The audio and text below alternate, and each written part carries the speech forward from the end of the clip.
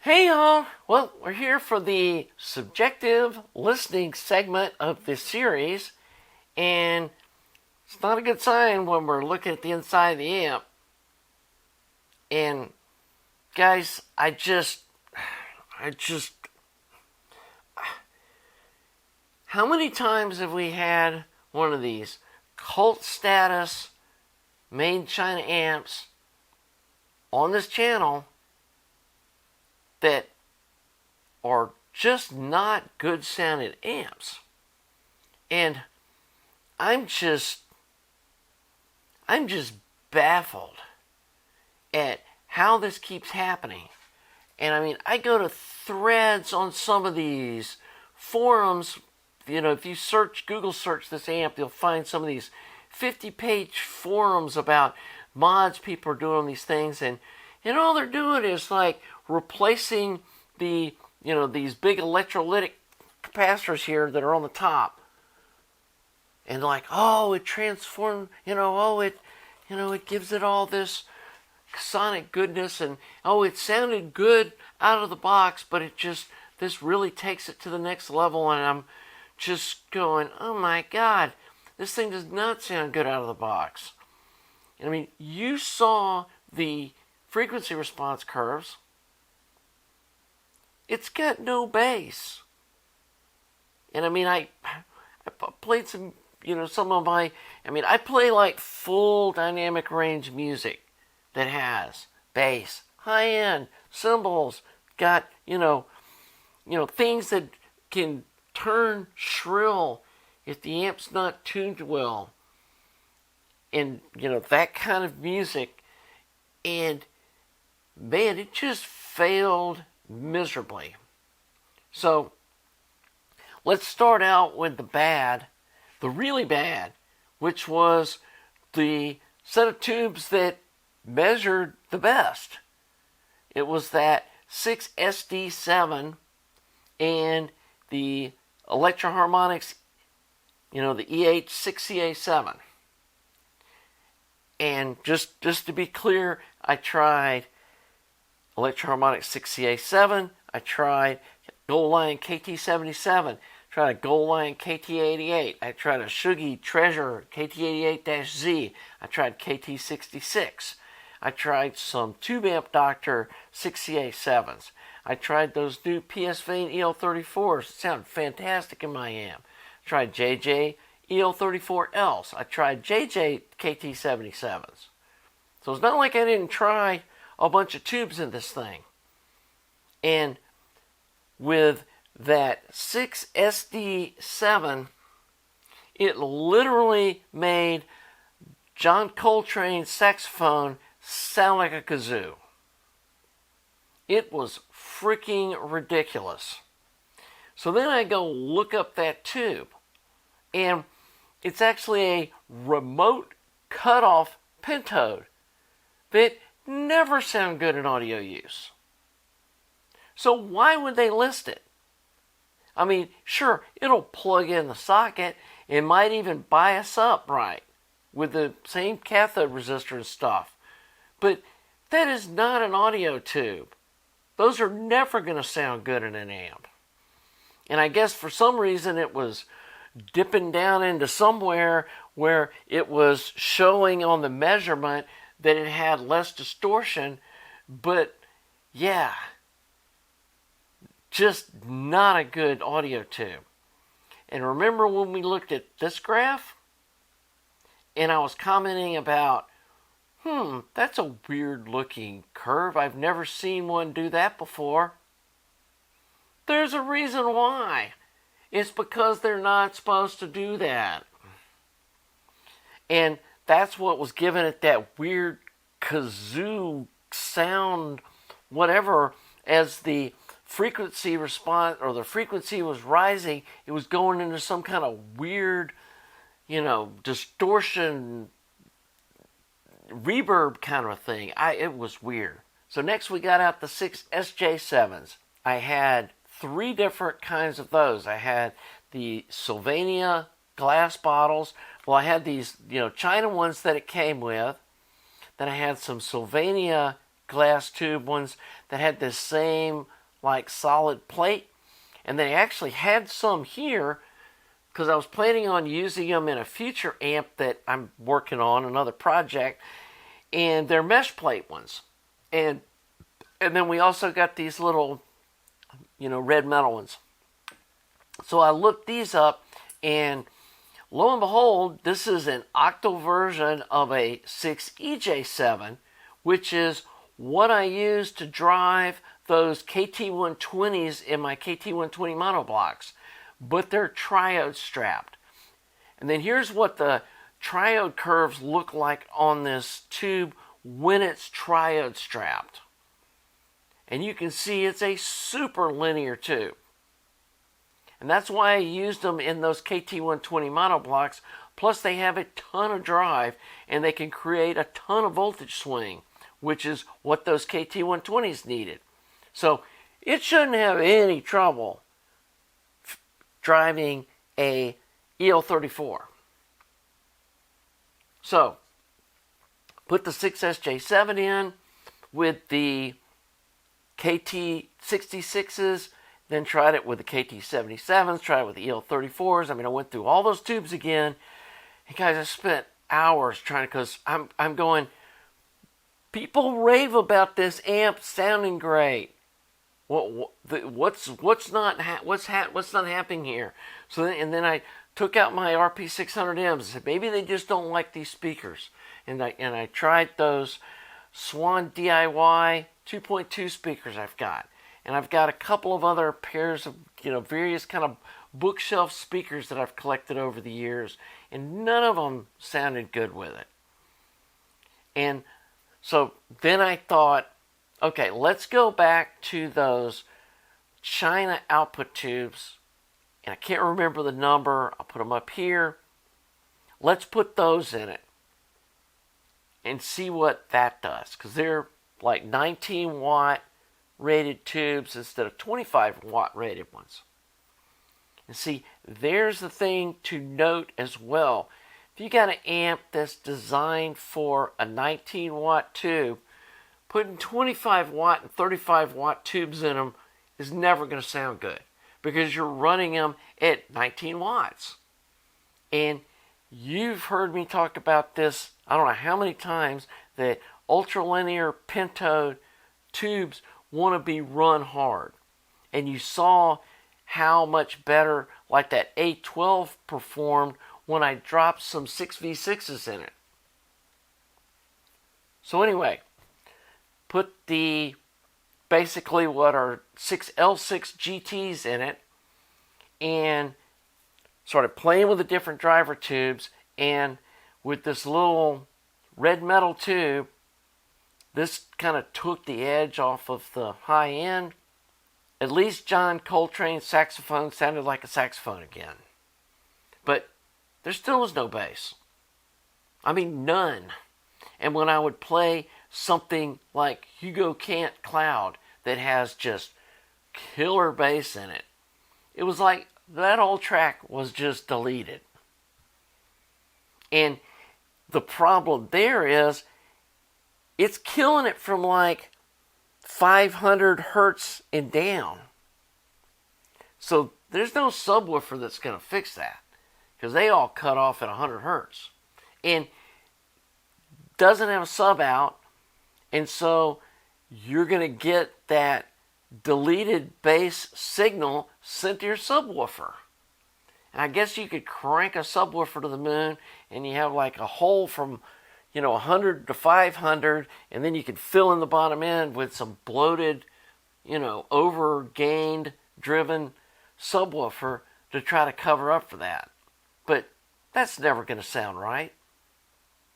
So, anyway, I feel like that part of the issue is that they're trying to make this, too many different tubes that are going to go in it, and it either needs to be biased up to run a EL34 or run it with 6L6 tubes in it, or bias it down and run 6V6s, because a 6V6 single in an amp's still going to make decent power, It's not going to make the power that a good EL34 will, but, you know, it'll be decent.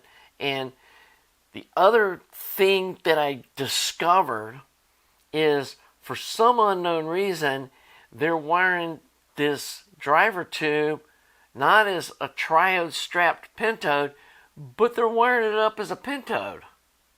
And that just makes no sense, because what makes these tubes linear and good driver tubes is when you triode strap them. So that's a total fail, in my opinion. And so, yeah,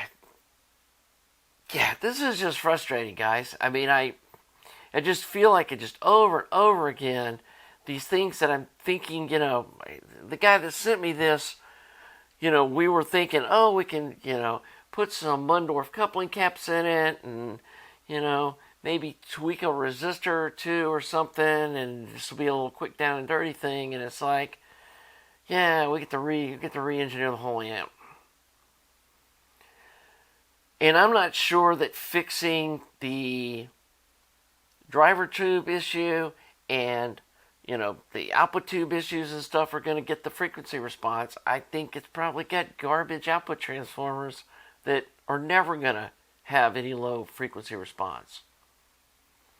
The other thing a viewer brought up that was good point, was possibly the impedance on the input of the output stage is too low for the coupling cap that they used. And it is. They put a 200K grid leak resistor, which is way too low. It needs to be like a 470 or even a 510. That's still like right there in spec for an EL34. And the only reason to use a grid leak resistor that low is because, oh yeah, we're using garbage China tubes that have a history of leaking grid current. And so you got to run a super low ohm grid leak resistor to keep it from going postal and melting the amp down. So we need to fix that grid leak resistor, and then the 220 or the 220 nanofarad or 0.22 UF coupling cap will be sized right for the impedance of the output stage. And so that shouldn't be a hard thing to fix. And I'm not going to bother replacing these little film caps that they have for the coupling caps until we get the amp sounding much better. But throwing some boutique, you know, Mundorf coupling caps in an amp that sounds as bad is not going to fix anything. It's just like with that new Sound 6P1, you know, until you fix that whole cascode grid bias thing, it's never going to sound good. And swapping fancy parts in it's not going to fix the problem, which is all I've seen people do to these things. So one of the problems that I'm running into is they've been making this amp, I think, from 2008, and I can't see a schematic anywhere. And I can't believe in over, you know, it's going on almost 20 years, 15 years, that nobody has a schematic for this thing. And so that's something you guys can help me with. If one of you guys can find a schematic and email it to me, that would be super helpful. But if not, I'm going to have to pull the board out anyway. And it looks like you got to, you know, I don't see, it looks like there's some little screws here that are up underneath this daughter board that are really hard to get to, that you have to take out to get, or maybe just, there you go, just take the front off of it. I didn't even see that. There's 4 Allen bolts there and the whole front comes off. So maybe this thing won't be too hard to take apart and get the board out of. And then once I get this board out of it, you know, it's got giant traces. It's easy to look at where things go and figure out, you know, if I maybe need to cut some traces or whatever to triode strap this input tube. I also want to convert it to LED resistor bias like I've done in, you know, my EL34 and my KT 120s and all my amps. I really like the way those Broadcom LEDs sound using them to bias the front end tube. Like I said, we're going to triode strap this thing and get the, you know, look at the load lines and get the bias set I think these things like to be set around 2 volts, 2.5 volts, something like that. And then, but I got to look at the plate. I haven't measured any of the voltages in here to see what kind of, plate voltages and stuff we got going on. And again, I need to talk to the guy that owns this thing and see if he wants to go that deep into this thing. And as you saw in my Monday video, I've got so many backlogged projects. I got people want amps built, got phono stages ordered. I got that 6C33C amp project in the, halfway done. And then I've got a 2A3 amp sitting over there that I need to look at. Got an R300 Plus that I know you guys want to see reviewed. And so, I was hoping this was going to be this thing sounds really good. These tubes worked pretty good. Here was the audio analyzer suite. And then maybe put a Mundorf cap in it and be done. But, yeah. Like every one of these China amps, it's just a hot mess. Luckily, though, on the whole output transformer front, it looks like that 15-watt EdCore open frame transformers will bolt right in this amp. And I know those output transformers are really decent output transformers that have really nice low frequency response and all that stuff, and they're ultralinear tap, they're all ready to go. And they're not real expensive. I think the open frame ones are probably would ship in about $60 a piece. And so, but again, you start talking about, well, it's a $300 amp. How much money are you going to put into a $300 amp? Or are you going to look at it, well, if we replace the output transformer and redo the board and get everything wired up like a good sounding tube amp should be, it might end up sounding as good as my EL34 amp does, with a lot of work. And then you got this nice, smaller kind of form factor too that people probably, there's some people, I'm not a big fan of what this amp looks like, but the other really goofy design thing that I don't think was very smart is putting these electrolytic caps right in the middle of 4 hot tubes. I mean, you see the lengths I go to keep those electrolytic caps away from heat, and these are sitting right next to hot tubes. And there's nowhere they could have put them inside, but there's nowhere inside to put them. The way it's laid out and the way this PC board's done. So, might be that, if it was my amp, I'd probably try to figure out some kind of shields to put over them to try to keep the heat away from them or something. I don't know, and if I get the boards out, make sure I get some super high temp rated ones to replace these with just because. And, these should be plenty big. You shouldn't need, I might replace them with some 220 UFs, but that's not what's causing this problem. And then I guess the last thing is I need to figure out, I think these big blue caps here are the cathode bypass caps for the output tubes, and need to figure out if they're sized correctly. So it might be one of those things where we go through the board, rewire the tube socket area, triode strap that, and get all that stuff sorted out first, and then see if that brings the low frequency response to the table. And if it doesn't, then we know the output transformer's got to be replaced. So anyway, and like I said, this was just disappointing that not only that this turned out to be this bad, but that all these people are raving about this thing. And if you really go look at the Thomas & Stereo review, he doesn't actually rave on this amp. And he makes some qualifying statements like, you like music that doesn't have a lot of bass. And they gave me a bunch of tubes to roll into it that probably would help the sound, but I didn't have time to do that. And That's one of the reasons he's got, all the subscribers he does, is he tells people what they want to hear. And you go look in the comments and all the fanboys are like, yay, I bought one of these and Thomas likes it. He didn't say that, but he didn't say it was bad.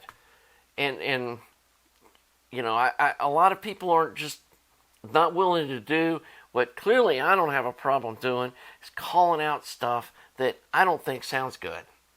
And so, here we are. Not sure exactly what path this is going to take. Again, I got to talk to the guy that owns the amp, see how much does he want to sink into this thing. And I did tell him that I would do the labor for free since it was the first one of these I've done and we were doing it on the channel. But the parts aren't going to be cheap. And, there's probably going to be at least $100 just going through this board or close to it. And then another $120 for output transformers to really get this thing where it needs to be. And so, yeah, he may bail. He may say, I don't agree with you. I think it sounds great. I can just mail it back to him. And honestly, with all the projects I got going on around here, it wouldn't be the end of the world. But I know you guys want to see me fix this thing. And so, anyway, this is what we do on this channel. If you like the style of this content and be calling out stuff the way I see it, please subscribe to the channel. Please like the video. Thanks to all you people that supported the channel by subbing and, watching my videos, joining my Patreon, etc. It's why I'm able to do this. And what inspires me to just keep being real. And I'm not going to stop doing that. And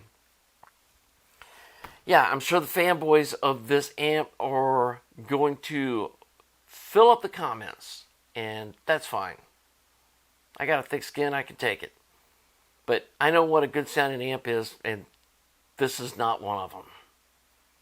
So anyway, not sure where this is going to go, but I'm sure we'll be doing another video on this. And until we do that, have a nice day.